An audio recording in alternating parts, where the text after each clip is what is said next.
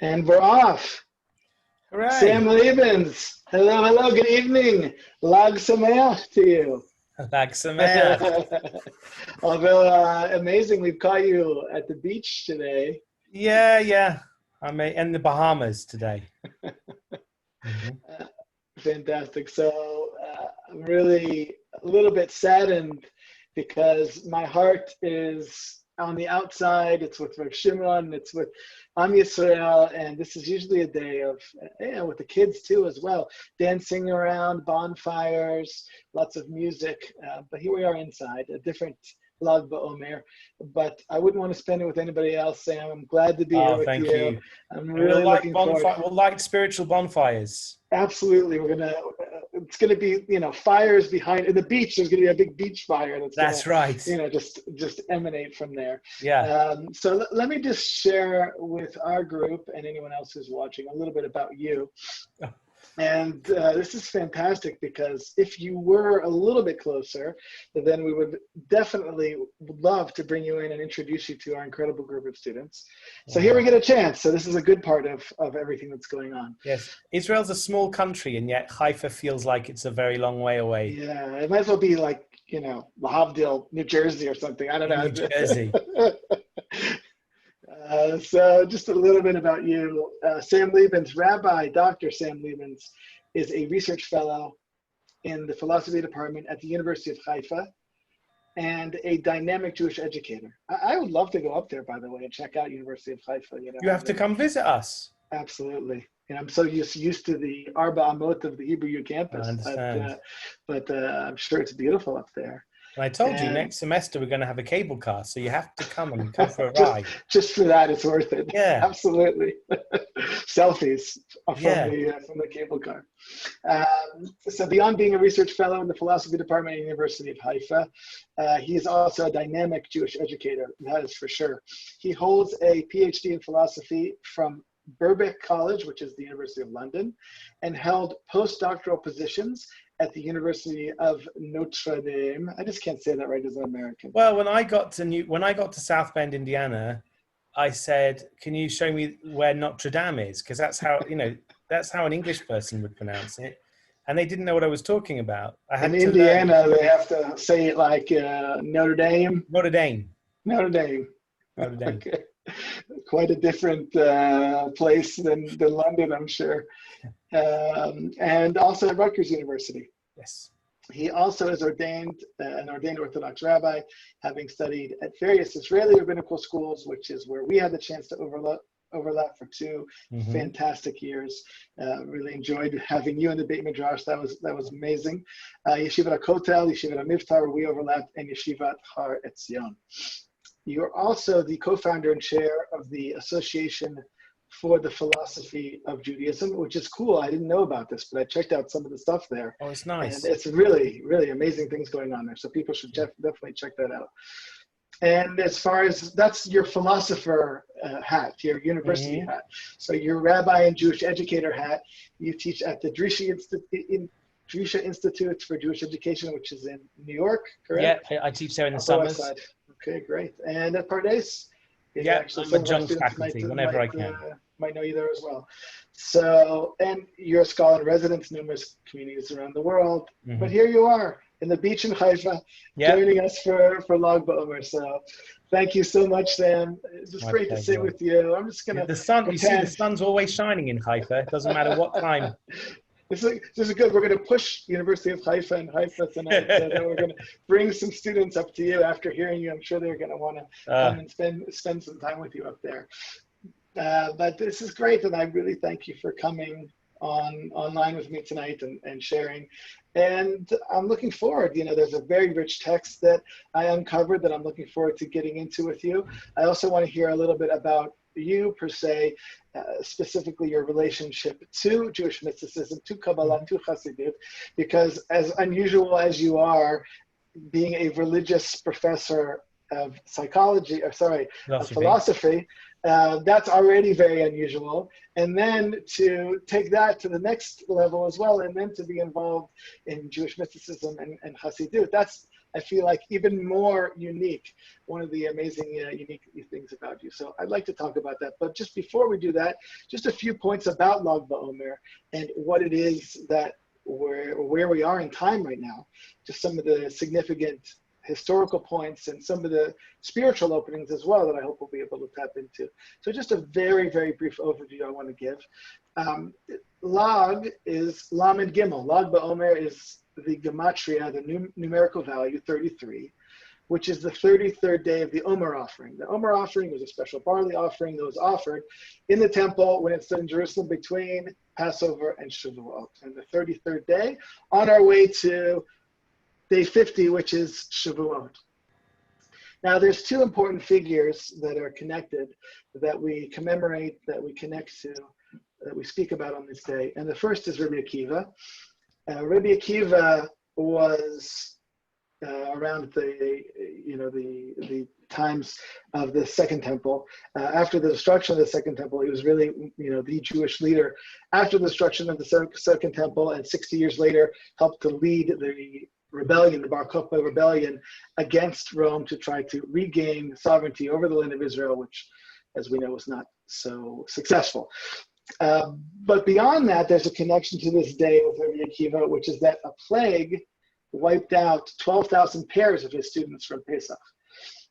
From Pesach, the plague started, and it ended on this day, on the 33rd day of the Omer. Now, interestingly, the Gemara does say that they died of something called azkara, which is apparently some sort of throat infection. It's just very interesting where we're all sitting as a side point, that it sounds like they died from some sort of, respiratory virus or something, just kind of in the background of what we're, where we're sitting and, what's going on. Please God, Lag BaOmer should be the end of a second plague. Man, wouldn't that be amazing? Wake up tomorrow and it's all gone. It's all gone. So this day is important because of that, the stopping of the plague of the 12,000 pairs of Rabbi Akiva's students. So that's one facet of the holiday and the celebration of that. And one idea of why we have all the bonfires is that this is almost like a yurtzeit candle for the students of his that passed on. Secondly, the other figure who we commemorate, speak about on this day is Rabbi Shimon Bar Yochai. He, by the way, is one of the 5 remaining great students of Rabbi Akiva. This is in the 2nd century CE, after the destruction of the temple, as I mentioned. And beyond his halachic work, his work in the Gemara, he is known to be one of the greatest, if not the greatest, mystics in the Jewish tradition. And he's classically attributed as the author of the Zohar. Now, I know that's something we could spend many more hours than we have discussing, but just to not belabor that point, we'll just leave that there. He's classically attributed as the author of the Zohar, and he's connected to that. So, and actually in the very end of the Zohar, it discusses in very beautiful poetic terms the passing of Rabbi Shimon Bar Yochai, we call also Rashbi, and it tells over these secrets of Torah that he revealed on his deathbed. And the Zohar there in the very end describes this beautiful, great light that surrounded him just before his passing.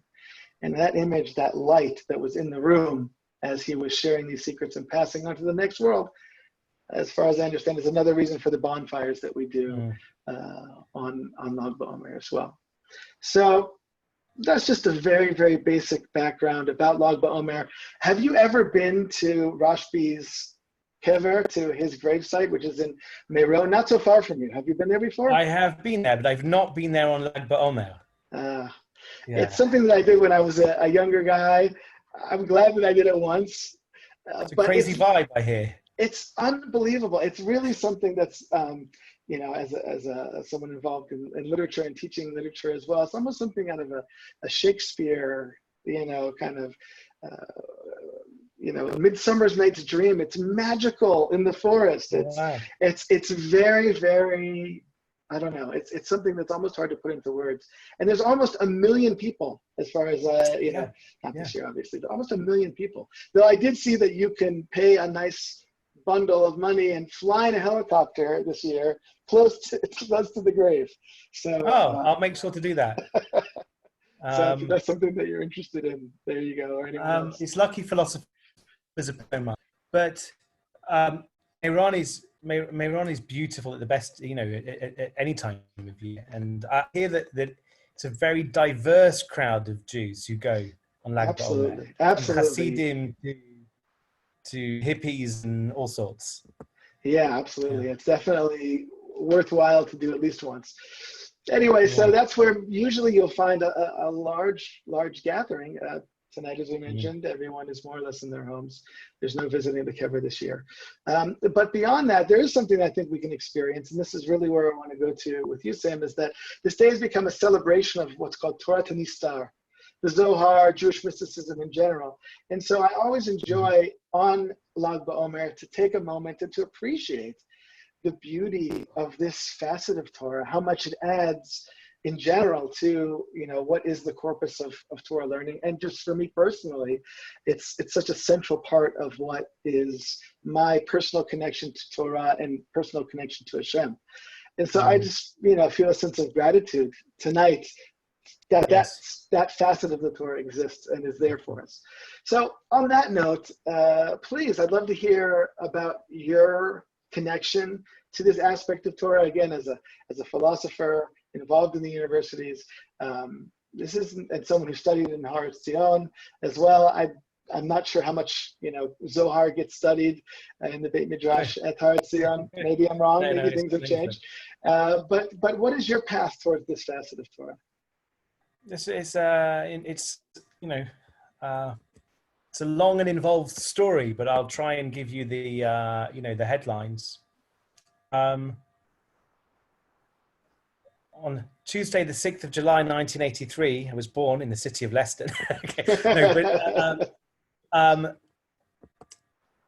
The truth is, had you have met me, even in my, I think I was in my mid-20s when you met me. Mm-hmm. And I think had you met me in my early 20s, you wouldn't have expected that. I was already religious, but I don't think you'd have expected me to be interested in Hasidut or mysticism. My PhD was in philosophy, but also in a very dry, analytical, almost mathematical form of philosophy. My PhD was a defense of a theory by Bertrand Russell, who was a mathematician and a philosopher, a logician. And I hadn't grown up religious. I became religious as a teenager. And I went to yeshiva for a couple of years after high school. And I really got turned on to learning Torah, learning Gemara, but from a very intellectual point of view. I loved reading Rav Soloveitchik in particular, loved reading Rav Shimshon Raphael Hirsch. But my passion, my heart was all bound up with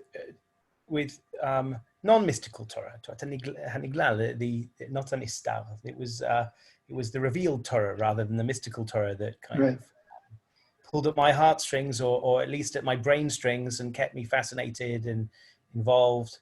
And after my PhD in philosophy, my holy wife said to me, "You've done 2 years of formal Jewish education in yeshiva. That's it. Everything else has just been on your own with chavrutas, and but you've been in university and you've got like 3 degrees, and there's a disparity between your Jewish learning and your secular learning, and we as a couple weren't happy with that disparity.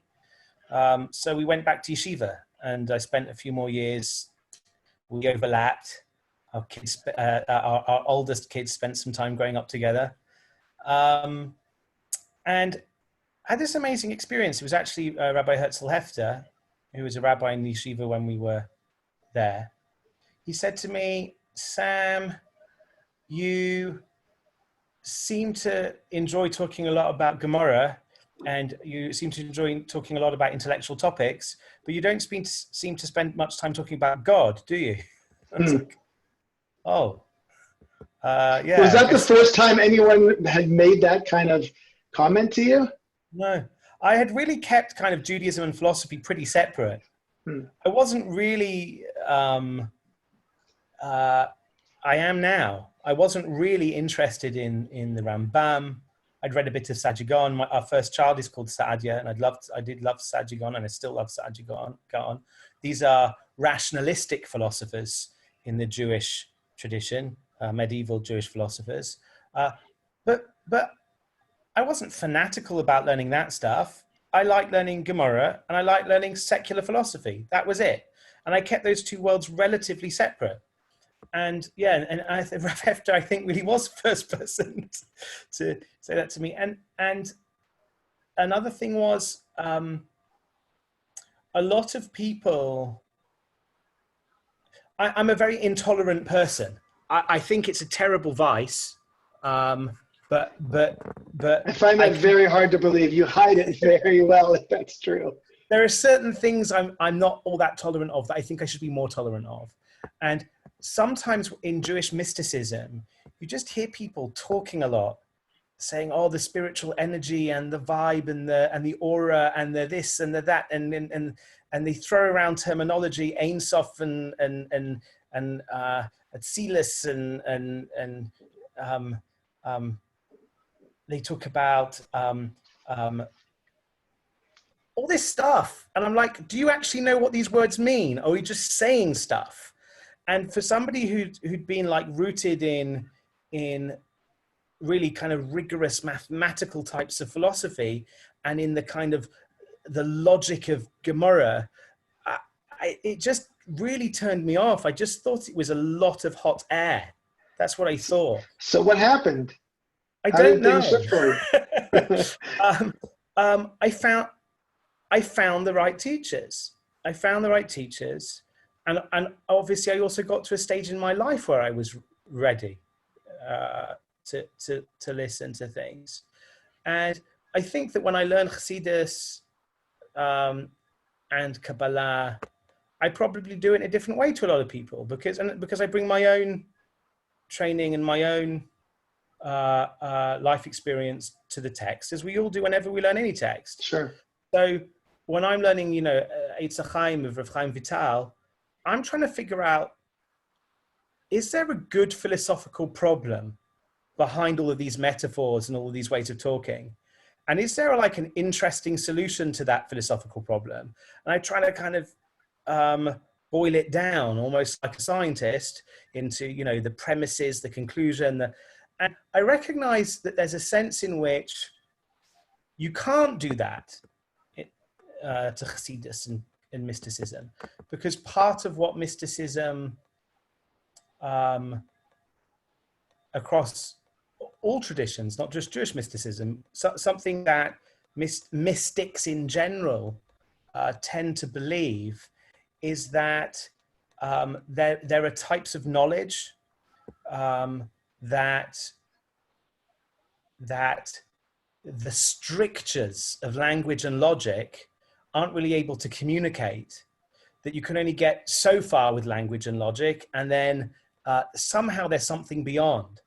The problem is that as soon as people start to talk about that something beyond, it very quickly collapses into nonsense, because you are trying to talk about that which by definition is beyond language and logic. So you shouldn't talk about it, right? Ludwig Wittgenstein said in the Tractatus, what can be said clearly, and what can't be said shouldn't be said, right? You don't need to talk about it. There's a type of experience. So I recognize that not everything the mystics are going to write, are going to say, are going to do can be boiled down into kind of logical arguments with premises and conclusions, but a surprising amount of it can. And then once I realized the surprising amount of it could, I think I started to become more tolerant to the poetry of Hasidus and to the poetry of mysticism, to the symbolism of Hasidus and to the symbolism of mysticism.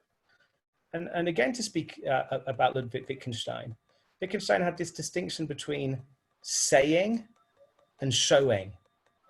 So to say something, you need clear, precise, well-formulated language to say something. But to show something is when we try, in a sense, to gesticulate to those things that lie beyond the reach of clear language. And that's sometimes what's happening when the rabbis are using imagery and metaphor, and like I said, I became more tolerant of that when I started to realize that that's what they were doing. But also, and I know I'm talking for a long time, I'm going to finish now, but also I came to realize, and I think not enough people realize this, but I came to realize that mysticism and rationalism are not at odds with one another. Right? They're not opposites of one another.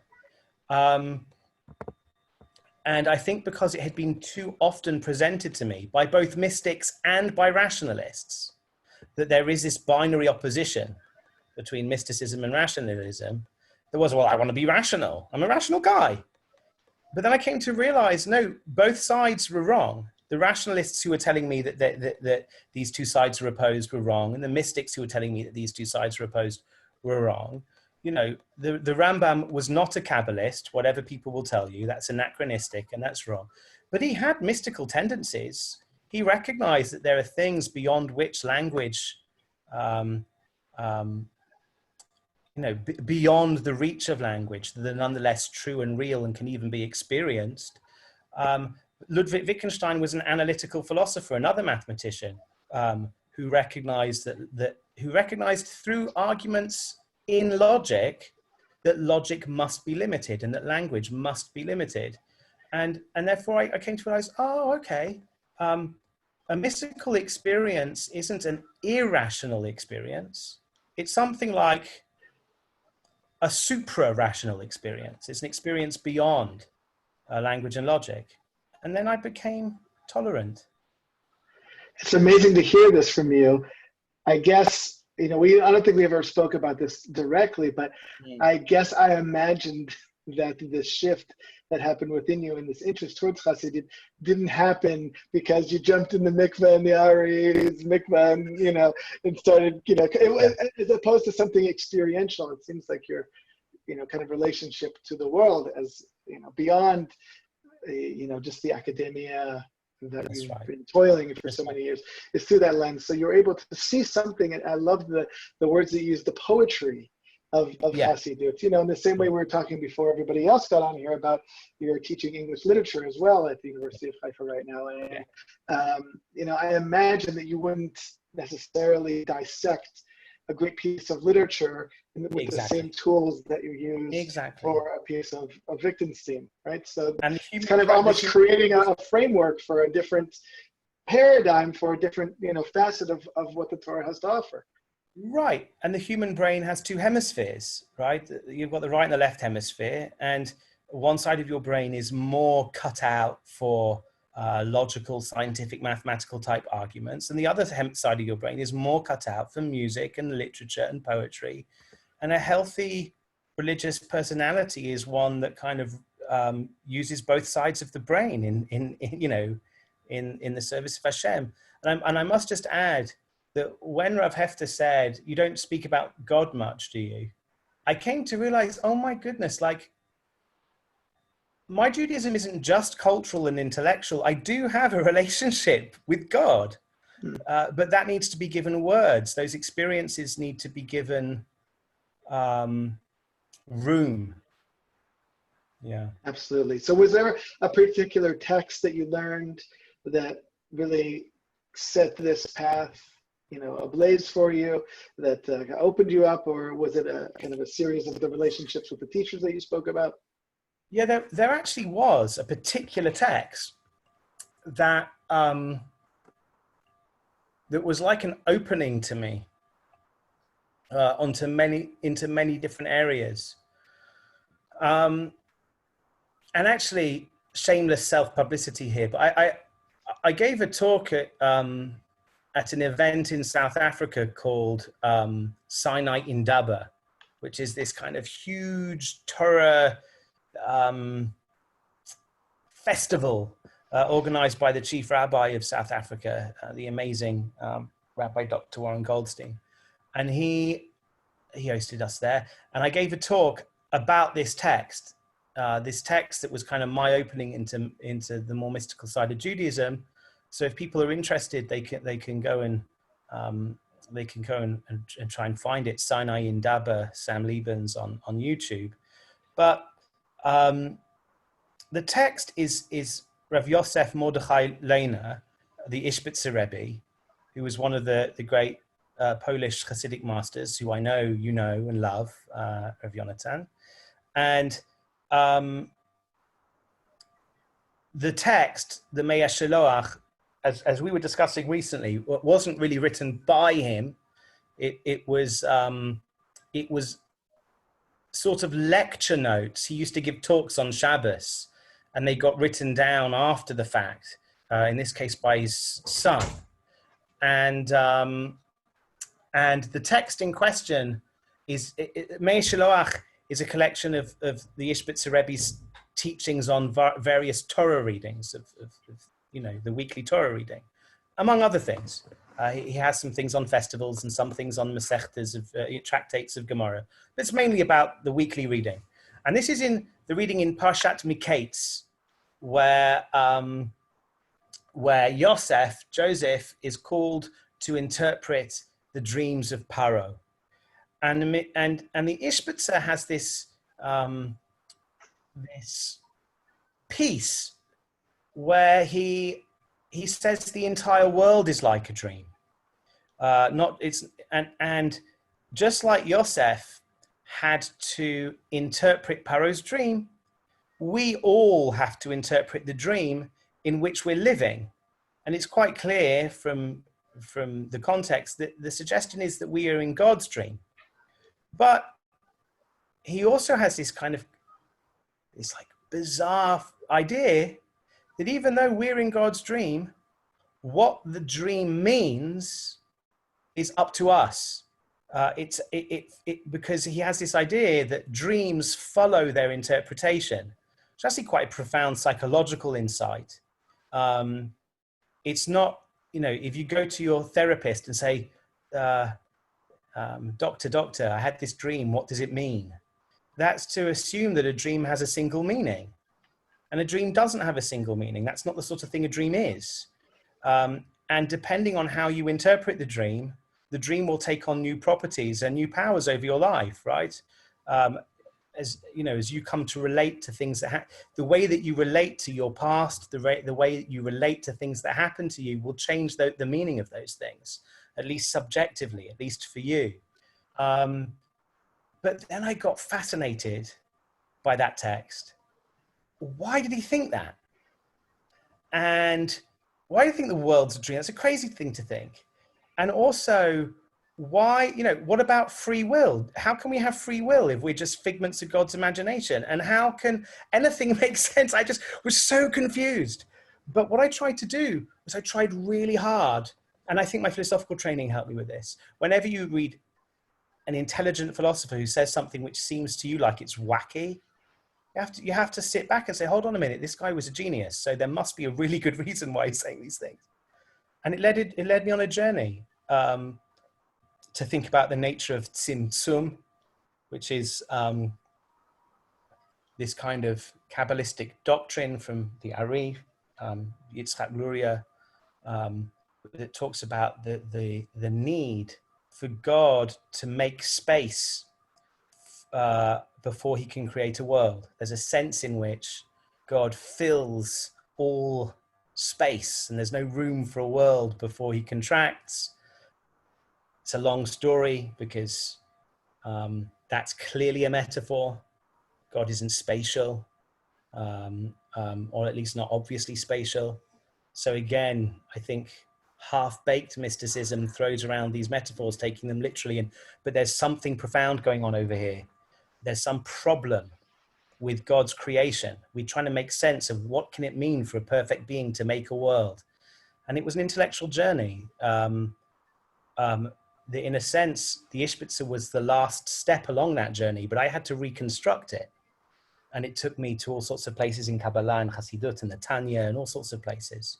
And a lot of the things I've written over the last 10 years. In many ways, it started from that text, the Me'ah Sheloach on Parshat Miketz. That's amazing that set for you all those questions and all that kind of here you're describing your brain firing off in all these different directions and trying to follow the path of where all these assumptions are coming from. And you said you're an intolerant person, but you also gave a lot of credence to this text. And didn't just say, okay, this is Shuyot, and you I was ready to in a deep and meaningful way. I was ready to give it that weight because so many people I respected were giving it weight. And I was like, okay, there has to be something here. So I'll work harder to figure it out. But also, speaking about both hemispheres of the brain, just something about the imagery was kind of intoxicating poetically about this Ishbitzer. So it was really pulling at me in more than one direction, intellectually, spiritually, artistically, in all sorts of ways. It got me to think a lot, for instance, about the relationship between an author and the characters in a story, because that's a very similar relationship to God and us, but also to a dreamer and the characters that appear in a dream. Just so that kind of brought in some other interests and other images from other places that you didn't think had found, would find their place in this world for you. Exactly. I'd always loved literature. I used to be a playwright at university. I wrote plays. And this, the Ishbitzer made me think, I can bring all my philosophy, my theology, my literature, it can all come together. I really allow for a much more holistic self to kind of come into Torah. That's very beautiful. So Sam, I'm going to put here in the group chat a text that I found, Hasidic text. You're correct, and that I do love a little bit of Ishbitzer. His student, Rabbi Tzadok Cohen from Lebens, was someone that I was deeply introduced to by Rav Hefter, the same Rabbi that you mentioned. We spent almost at least a full year looking through every morning through Sidkat Tzaddik, which was an amazing opportunity and really opened me up to this kind of branch of we Hasidut. Discovered recently that you and I were both translating Sidkat Tzaddik on our own. Absolutely. Yeah, we should, after this, we should get together and see. Yeah, we need to. Because it's such, and I had my whole, and I won't give over my whole journey here, but my journey really starts with Jewish mysticism. Yes. And one of my teachers, Rabbi David Aaron, who has this amazing way of bringing Jewish mystical ideas down to a very kind of tangible and relatable way into our own lives. So, and all the teachings that he gives over, many of them actually I found out only years later after spending years learning with him, are really from Rav Tzadok, and he's kind of whittled those down as well. But the opportunity to step into a text that, walking away differently as a person after reading a text than I did, before I sat down with that text, is something that I find very often in reading Rav Tzadok. The imagery that you're speaking about, the ideas, there's really no fear in confronting difficult ideas, a bravery almost, conceptual bravery, which I really admire as well, which to me speaks about the strength of the Torah and its ability to be challenged or played out in imagery that is, maybe different than the way we think about things, or even on the cusp of being controversial. Yes. Anyway, before we could speak about this in conceptual terms, but I brought a piece here that I just put in the chat, and I sent you the piece. You have the piece? Yes, I do. But let's see. I don't see it in the chat yet. Okay, let's see.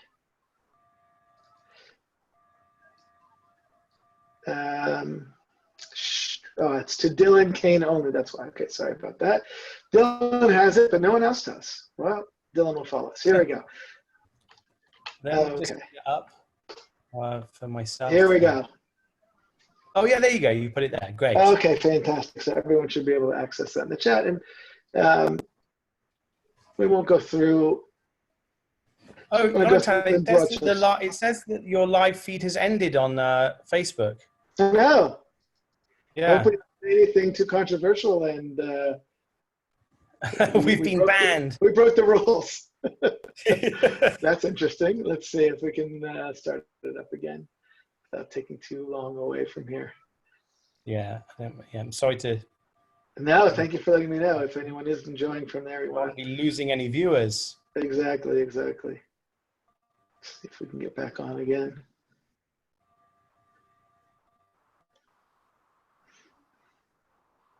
It says preparing.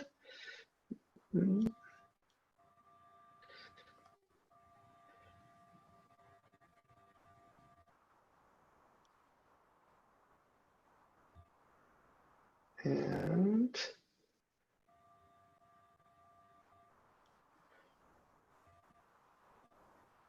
give it one more minute and see. If not, we'll keep on going.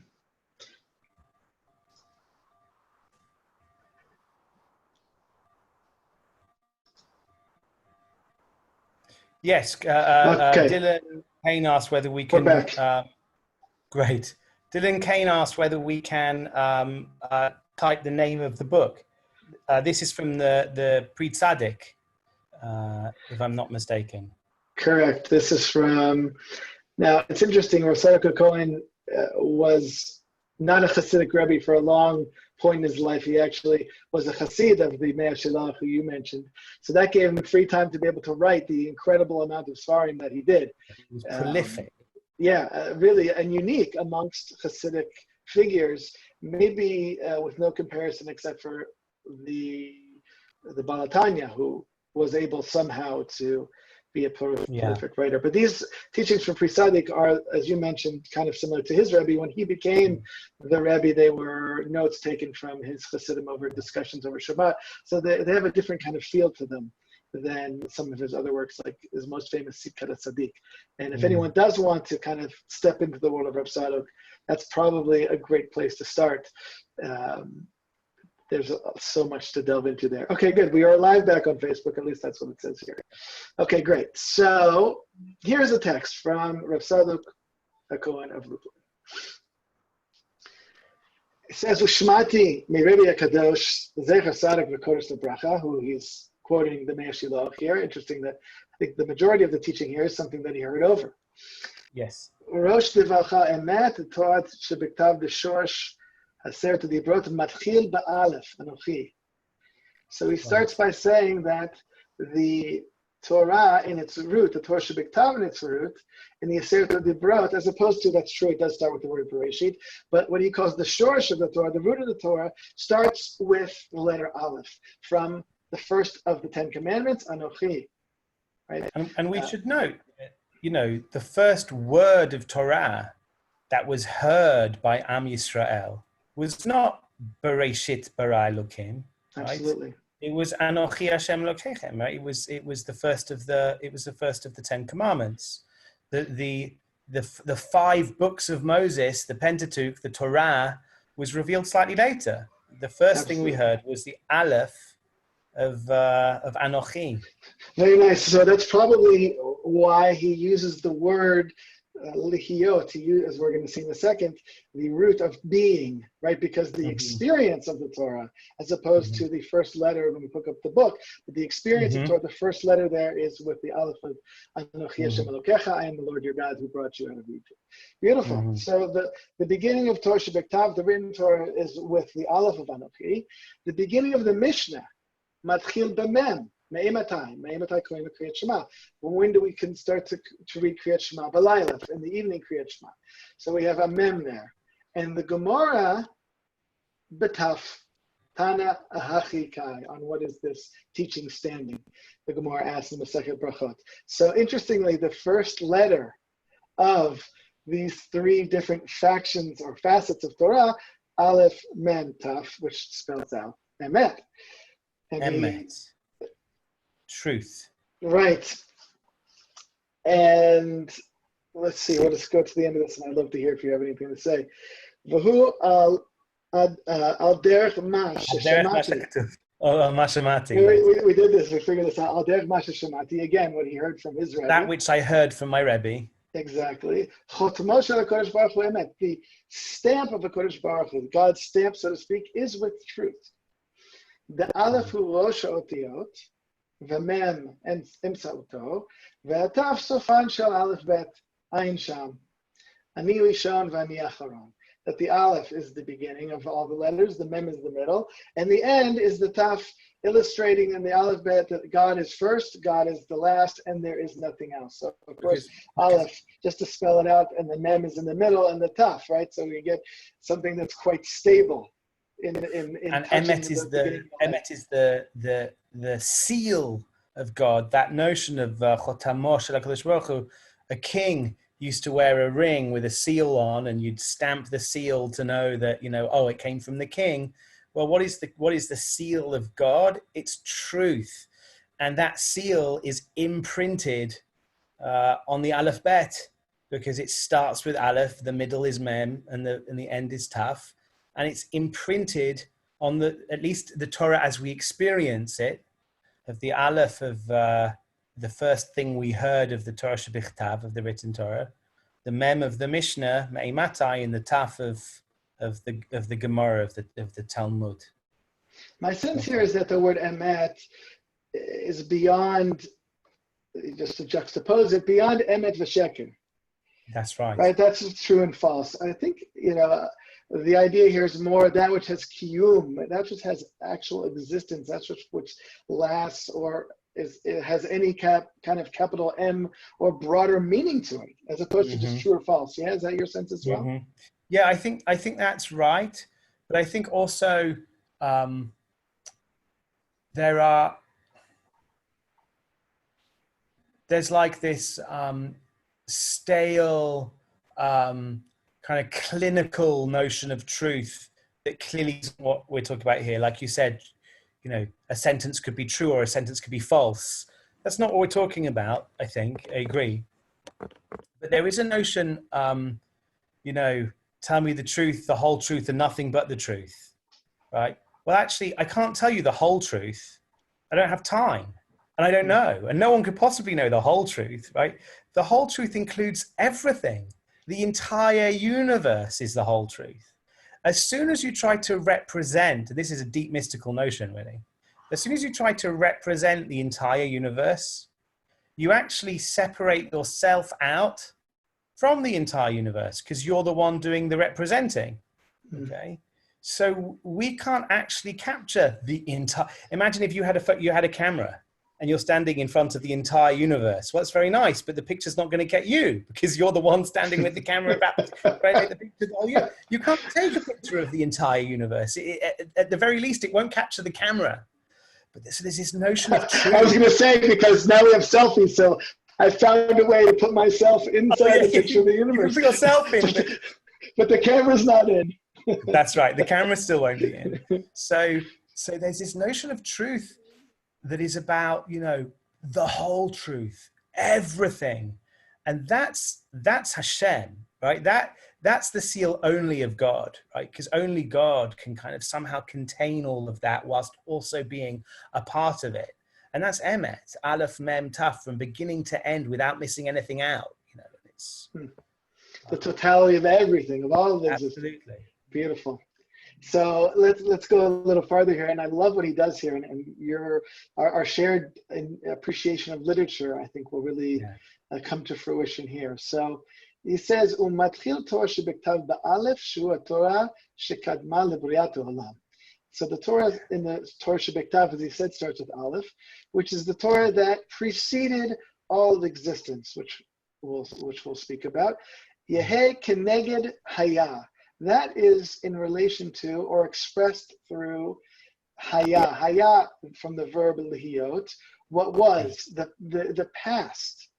So Torah shebektav is what was. Now, again, not just to express, at least this is the way I read it, not just to express the historical fact that the Torah was given in the past, and that was the point in history in which it was given to Jewish people at Mount Sinai. I think there's something, much more there, that we're not just talking about ethical laws, but we're talking about fundamental principles, very much of what you were just speaking about, fundamental principles on which the world stands, where, Chazal tell us that God looked into the Torah and created the world, right? Yes. It's not just that it's good to be an ethical person, that the structure of the world is built on ethics and laws, the same way that gravity exists in the world, so too these fundamental ethical laws and principles exist. So in that way, the Torah, as you know, as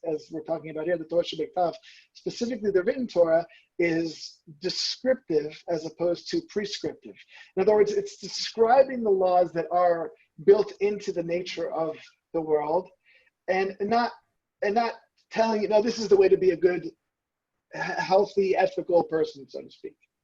Yes, I entirely agree, and I think it's really important that you bring that that reference to God looking into the Torah to create the world, because that's clearly that tradition is clearly being alluded to here by Rav Tzadok, with this idea that Shekadma lebriat ha'olam, that the Torah preceded the creation of the world, and that makes me think that when he says Yeh keneged haya, there's a sense in which the past itself wouldn't have been possible without the Torah, because the Torah preceded even time, right? Because it was the blueprint for the creation, right? There can't even be a past without it, which isn't to detract from what you say. It's in a sense, it's just to unpack further what you say, because before a world can get going, it needs to have principles.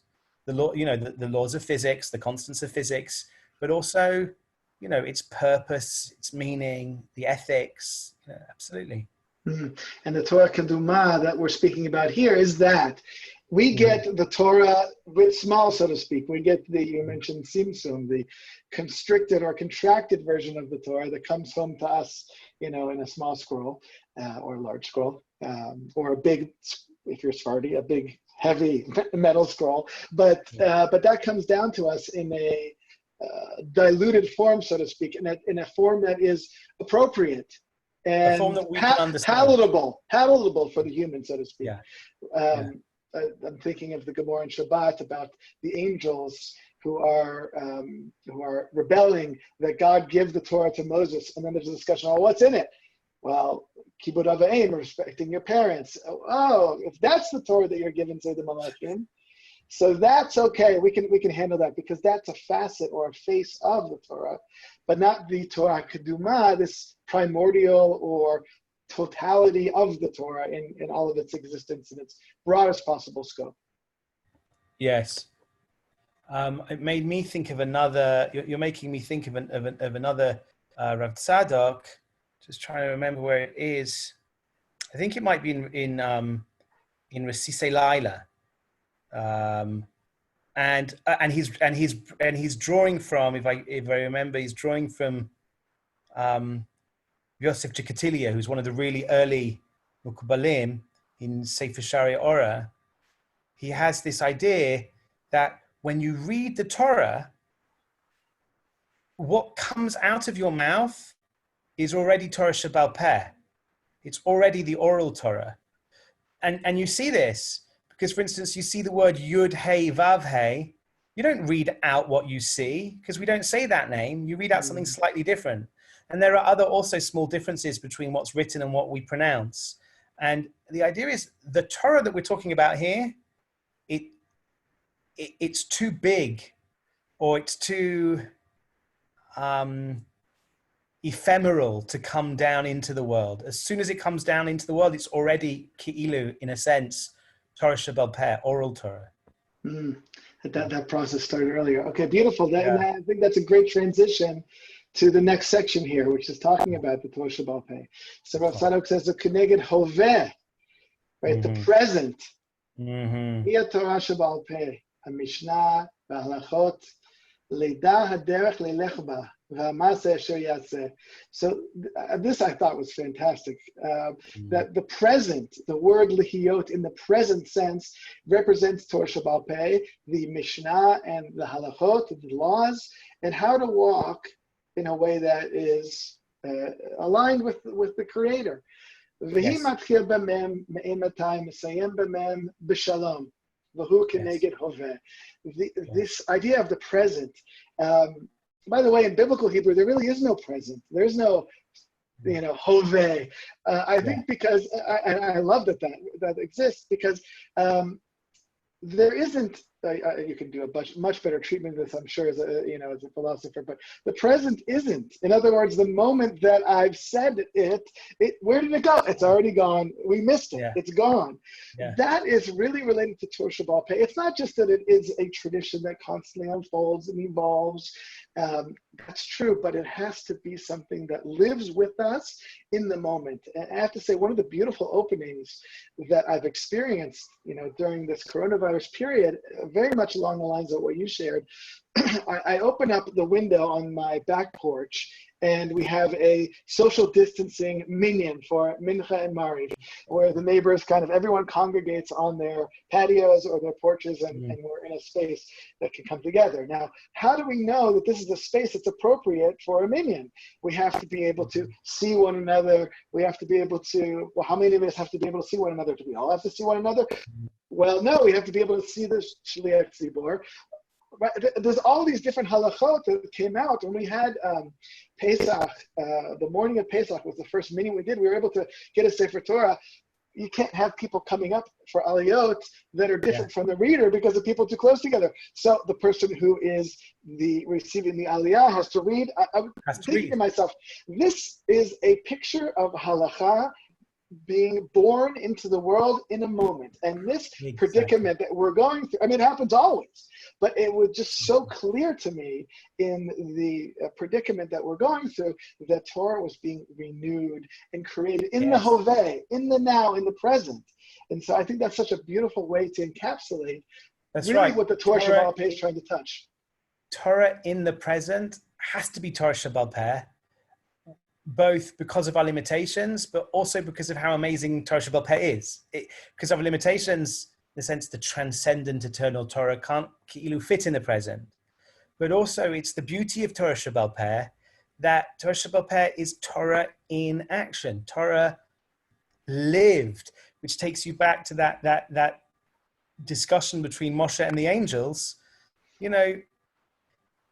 The Torah is supposed to become Torah Shabbal Peh, and it can't for the angels because they're beyond time and they're beyond space, and it's not, it's only humans who can bring Torah into the world. But I also love the fact that when Rav Tzadok comes to the present, what does he say? He says, Leida haderech yelech ba. He goes straight into the future tense, which is partly because of what you say. The present doesn't really exist, it's fleeting, but it also shows that we are inherently a future-oriented people.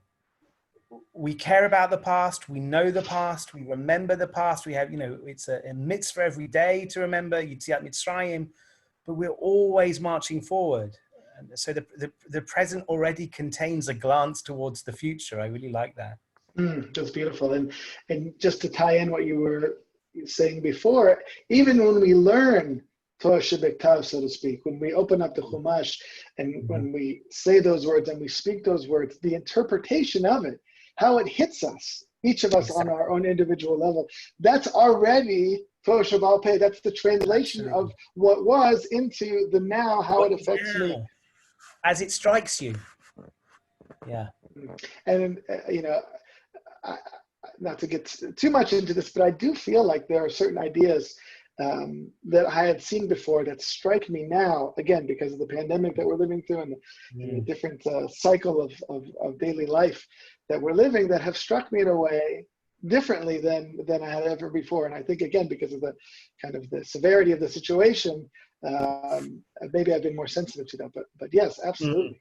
Absolutely. So you're good. You're already pointing us toward the future as well, and which is the next section here. So, and Rav Tzadok says, "V'tamud lavin ta'ami v'sitrei Torah," the tastes or the reasons behind the Torah, the whys of the Torah, and the secrets of the Torah. The secrets of the Torah. Matchil b'taf. That is the tough. That's the end. V'hu al derech ma sheshamati. There it is again. May Rabbi Akadosh Zecher Tzadik v'Kodesh Bracha. Again, the Meir Shilach is Rabbi. The otaf hu me'elam haba. The letter taf represents that which is not this existence that we're living in, but the next existence. The Shabbat nivra ba'otaf. The Shabbat, Hum me'ein olam haba. Shabbat is representative of this, even in the last word, the last letter in Shabbat is a taf, which represents that which is a taste of what is to come. And it is a taste of, a hint of, a flavor of that which is coming. And that is the future. That is what is to come. So I love the imagery of the taste of what to come. And, the taste is just one of the senses that we have here. I don't know if he means to tie this in or not, but since it is Lag BaOmer, the Arizal does say that taste is the one sense that was not mifgam, that was not tainted during the story of Gan Eden. So therefore, we still maintain something of our smell, that smell that we have. So that sense of a scent of it, a taste of it, a little something of it we can taste in this world, but we can't have it. And the idea of the secrets of the Torah, and I think you mentioned this before, the idea, as far as I understand, of the secrets of the Torah, it's not that you know it and I don't know it, and now you're going to tell me, and hopefully tell all of us, what the secrets of the Torah are, and then we'll know them. It's something that is beyond it's always beyond ability to be expressed. If, like you were saying, as far as the philosophy of language, once I start to try to express it, I've already missed it. So what do we do to try to capture something of that?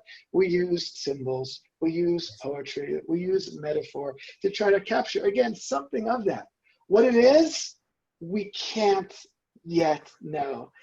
But we can A little taste. Yeah. Exactly. And that's this taf, because the taf points to what's beyond the Aleph Bet, right? But obviously, what's exactly like you say, what's beyond the Aleph Bet can't be said, because there are no letters left anymore.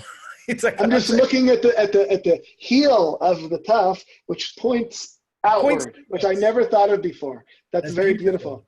And Shabbat also, it's the end of a week. There's no more week left. That's right. And it kind of points beyond the week. And you make me, with your talk about taste and the Arizal, it brings me back to Wittgenstein. When Wittgenstein wrote this book, The Tractatus, where he made this distinction between saying and showing, he said, maybe somehow you can point towards the things you can't say. Very much, lahavdil, but very much like the taf. There's der keli van vehu, right, when they point ki'ilu to God, and the taf of the Aleph Bet, like you say, Rav Yonatan, pointing beyond the Aleph Bet. But one of Wittgenstein's students and friends kind of made fun of him. And he said this phrase, his name was Frank Ramsey, and he said this phrase, what cannot be said, and you can't whistle it either. Like there's no, that's dafka what Rav Tzadok is denying. You can taste it. You can taste it. On Shabbos, you can taste it. Right? And that's the role that experience and mystical experience play. Sure, you can't say it. There's only so many letters in the alphabet, but you can taste it. It's a very powerful piece. I'm so pleased that you shared it with us. Beautiful. Yeah, I love that and I hadn't thought about it in those terms, that that because there's no language that can really capture it, that really we step into another space, the space of experience, which is where we really can touch some of it. And so it's also a movement from the brain to the heart, and that was very important to Rav Tzadok and to the Ishbitzer, the notion of binat halev, of the understanding that comes from experience, from living something, not just thinking about it. And that would allow for a more integrated, holistic experience within the personality, right? So then if that facet of the personality is missing, so then you have a very broken person, someone who can't imagine the future, someone who can't see beyond the present. Right. That would be a person who is somehow impaired in their broader vision. Yeah. Amazing. Oh, thank you. Wow, Rav Sam, this was such a pleasure go through that text with you. I feel like there's a lot more to peel back. I want to give the chance to anybody who's here listening to us in the Zoom feed to ask a question if they have a question for you or for me, or something that they would like to hear us touch on that we didn't touch on, something from the piece that they found interesting or connected to, just to at least give that space if anyone wants to do so before we sign off. I'd like to say, can you hear me? Yeah, Rabbi Gardner, shalom. Yeah, hi. I'd like to say I'm very happy to meet you, Rabbi Lebens. Thank you. Pleasure to meet you on the Zoom and to hear your words of wisdom, which we call a wow. Thank you, Rabbi. And you should be matzliach in all the good work that you're doing. Amen. Thank you, Rabbi Reuven. Please, God, we will meet in person when this is passed. Zrat Hashem. Bezrat Hashem. All right, I don't see any burning. Oh, wait, here is a question. Let's see. From Dylan Kane. I have to give credit to Dylan. Almost all of the students took off this semester. Dylan said, I'm here for the year, and he is here for the year. So Dylan came. Sticking around. Absolutely, absolutely. So Dylan asks, what do you make of the Omer and Lag as representing the space between Pesach and Shavuot, between redemption and receiving Torah? Well, amazing question. Deep. You want to tackle that, Reb Sam? You want to give it a try? Well, I can say something to it. Sure, I think sure. it's a very, very profound point, and it's part of why the Omer is not just a count; it's a count up rather than a count down, because we're supposed to be preparing ourselves for receiving the Torah. But it's more than that. It's more than that still. I just wrote a piece recently about the Maharal in the Chidushei Agadah. The Maharal of Prague wrote a commentary on some of the more kind of folkloric type stuff that appears in the Talmud. And he has this piece in Masechet Baba Metzia where he says, why was the Torah given in a desert? And he says, it was given in a desert because if you only live with the din, with the law of the Torah, that brings destruction to the world. And you have to know that. So God gave us the Torah in a place of destruction and desolation in order to make us recognize that if we live only by the dead ki'ilu, chas v'shalom to say the word dead for this, but the dead letter of the law, then it will bring destruction on the world. So how do you take dead letters and make them live? It's actually to make them Torah Shebal Peh. And you can't, there's no such thing as Torah Shebal Peh unless you bring yourself. You have to bring yourself to the text. You have to bring yourself to the tradition. And that's part of how you make it live, at least for you, right? So part of the Omer is saying, look, I'm not just going to receive the Torah passively on Shavuot. I am standing up. It's going to take me 49 days of hard work. I'm going to stand up and bring myself to the table, because otherwise, according to the Maharal of Prague, if you receive the Torah completely passively and you don't try to go lifnim mishruat hadin, which is what the Gemara in Baba Metzia is talking about, lifnim mishruat hadin, idiomatically it means going beyond the letter of the law, but literally it means entering in to the letter of the law, because the letter of the law does have everything. The law has everything it needs, but you need to animate it by standing inside it. And if you don't animate it, it's not really Torah, it's destruction. That's amazing. That ties together very beautifully with everything that we're talking about the Torah needing to be in the Hoveh, needing to be in the present, standing inside the Lifnei Mishpat Hadin. I have to see that. That's a fantastic yes, model. And only humans, that's what Moshe was saying to the angels, only humans can bring the Torah into the present and into the space called this earth. And that's why we couldn't just go straight from Pesach to Shavuot, because we have to bring ourselves to Har Sinai first.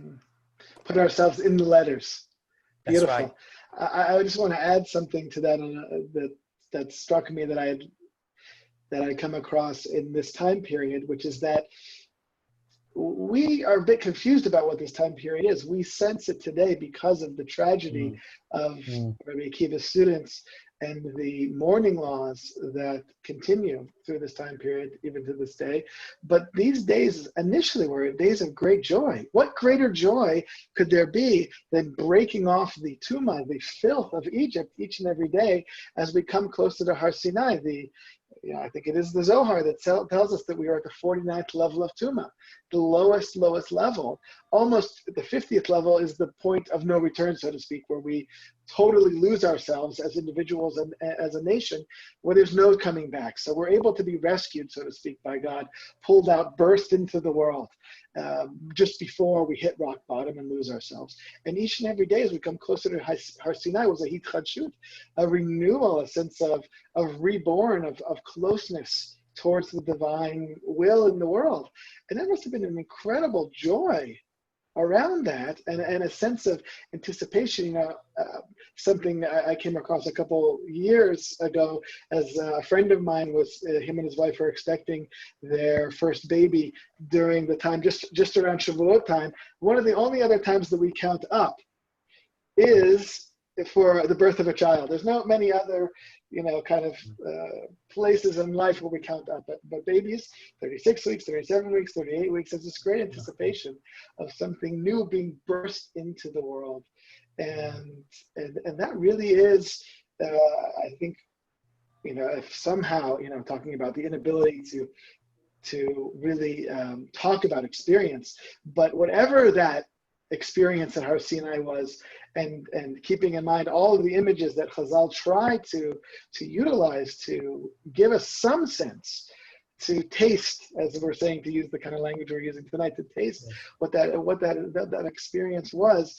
It must be likened to some sort of birth, something new in the world, an experience of something that was just so paradigm shifting, which is, maybe comparable to two parents and a nurse go into the delivery room and, 3 people come in, 4 people come out, right? Yeah. Wow. Yeah.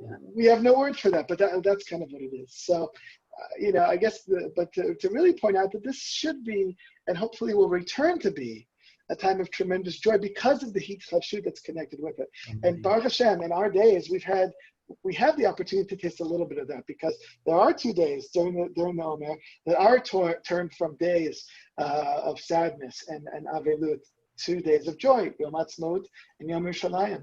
So we're really waiting for the whole period, and not just those 2 days, to be transformed from days of Avelut to days of joy. And in the meantime, until we reach to that mythical place beyond the foot of the Taf, my blessing to all of you who have tuned in today, and my thanks, is that we should be zocher to live a life of Torah in the present, and to experience what it means to be part of the Masorah of Torah Shebal Peh, which is a real zchut that not even the angels manage to live up to. Amen. What a beautiful bracha, and that, just to continue that we get a taste. At least on Shabbos. At least on Shabbos. At least a little taste of what's to come, please God. Sam Lebens, what a pleasure. Please just tell us before you go, if we want to hear more from you, if we want to connect with you, how do we find you? Well, one of the easiest ways to find me is I have a website. I'll put it in the chat box for people who are interested. It's samlebens.com. And I have there a blog where I give a Dvar Torah every week. I try and unpack a midrash on the weekly parsha, and it tends to be quite philosophical. All my philosophical articles are there. I have a ridiculously expensive book coming out on Jewish philosophy with Oxford University Press. It's all already available for pre-sale. It's called The Principles of Judaism. But hopefully, once Magid have finished fundraising for it, I have another book coming out that will be more affordable. It's called A Guide for the Jewish Undecided. So watch this space. But please, and on my website, you can also contact me. And if anybody has any questions, anybody in Israel would like to come for a Shabbat once it's possible, you'll all be most welcome. Not all at once. You'll all be most welcome. And on Facebook, I see you've posted a lot of these things as well. So that's a great place to find you as well. So they can find you there. Amazing. Sam Lebens, thank you so much. What a pleasure to dive into these texts with you and to catch up with you. I hope we'll do it again soon. Thanks very much. Thank you very much, everybody. Thank you, everybody, for joining. Really, really appreciate it. Thank you for spending Lag BaOmer with us. Lag Sameach. Pleasure to see all of you. And Lag Sameach. Thank Thanks you. so much, everybody. Thanks again, Sam. Take care. All the best. Bye-bye. Thank you. Thank you. Thanks,